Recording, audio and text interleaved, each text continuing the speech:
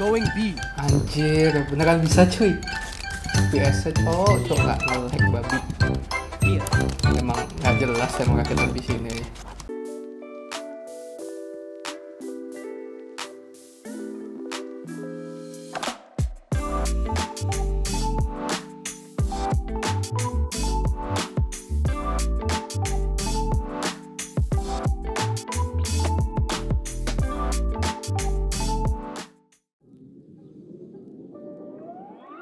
Hai, gue Krisna. Sekarang udah tahun 2022, dan yang pasti kita semakin dekat dengan yang namanya dunia digital. Kayak apa sih? Sau gitu kan 2022 kan, Sau.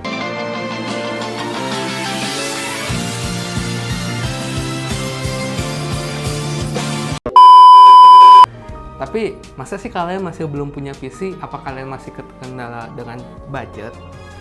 So, jadi sekarang gue bakal nyoba dan ngajak kalian untuk rakit PC bareng gue, yang dimana PC ini budgetnya nggak sampai lebih dari 3 juta dan udah bisa buat pakai main game. Dan part yang kita pakai di sini bukan part yang sembarangan, maksudnya bukan barang-barang second yang lama. Kita pakai barang yang baru dan semuanya masih garansi.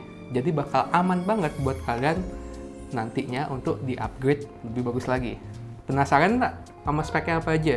Langsung aja kita intip ya. Untuk spesifikasi yang kita pakai pasti ya yang murah aja lah intinya. Cuma kita nggak bakal pakai yang namanya barang second ya. Jadi untuk yang pertama tuh kita pakai jadi kita pakai prosesornya tuh Athlon 3000G. Habis itu ada SSD jatuh. Jadi SSD itu 128 GB SATA ya. Habis itu ada RAM dan RAM-nya 8 GB dari Kingston. Dan yang terakhir itu motherboardnya. Kita pakai dari Gigabyte karena garansinya 3 tahun. Sebenarnya bisa pakai yang lain juga. Yang pasti kita pakai seri yang paling murah yaitu A320M ya. Wing. Untuk casingnya sendiri kita pakai yang random aja. Yang penting casingnya udah include sama PSU bawaan. Karena kita nggak bakal ada budget untuk beli PSU kan. Karena budgetnya cuma kurang dari 3 juta. Untuk harga lengkap spesifikasinya bakal kita liatin di sini. Kayak bakal banyak yang komen nih kayak, bang, pakai PSU bawaan, PSU kaleng, nggak bahaya tuh, nggak meledak tuh, nggak gini, nggak kebakar kayak macem. Ya, mungkin gue bakal kasih tahu satu hal nih. Masalah kayak PSU meledak, bla bla bla, kebakaran dan konslet lain sebagainya tuh bukan cuma karena PSU aja, tapi juga karena komponen lainnya. Logiknya gini nih, kalian pakai PSU bawaan, tapi kalian isinya itu Ryzen 7 lengkap dengan VGA bla bla bla, ya jelas nggak bakal bisa tuh PSU bawaannya. Tapi kalau untuk spek kayak gini, PSU bawaan udah manis banget lah rasanya pakai untuk ini.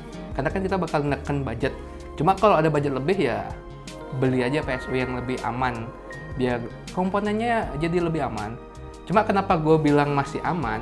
Emang lo pikir kayak perusahaan-perusahaan atau PC office kantor-kantor itu pada pakai PSU 80 plus? Ya enggak kan, yang ada mah budgetnya meledak dan nggak cuan gitu loh.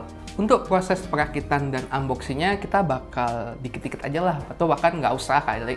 Ya, isi 3 juta, apa sih isinya ya gitu-gitu aja lah. Intinya komponennya ada, dipasangnya bener, nanti bakal ada sedikit cuplikannya, dan kita bakal langsung fokus ke performance sama dayanya berapa sih. Dan di pengujian ini kita bakal bener-bener ngebuktiin nih, bener nggak sih dengan budget segitu bisa buat main game dan nyaman. So langsung aja kita coba untuk masuk ke dalam pengujiannya. Oke, jadi untuk pengujiannya ini bakal simple banget. Kita bakal nyoba bermain game yaitu Valorant di berbagai jenis resolusi serta grafik quality. Kita akan cari tahu nih di resolusi mana sih paling enak untuk bermain game. Dan kita nggak bakal ngelakuin screen recording karena ketika kita melakukan screen recording FPS-nya bakal lumayan kepotong tuh sampai 15 bahkan 20 FPS. Untuk hasil pengujiannya di resolusi 1080p dengan grafik quality high mendapatkan FPS kisaran 28 FPS.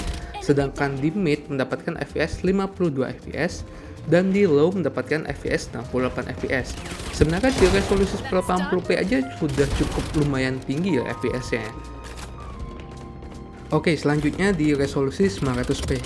Di resolusi 900p dengan grafik quality high mendapatkan FPS kisaran 34 fps. Lumayan jauh lebih tinggi ketimbang resolusi 1080p. Dan di mid-nya mendapatkan FPS 62. Sudah mendekati resolusi 1080p di low-nya.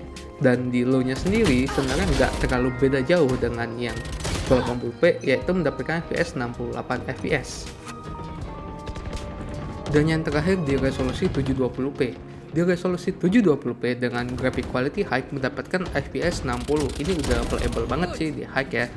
Dan di mid-nya mendapatkan FPS 72 fps.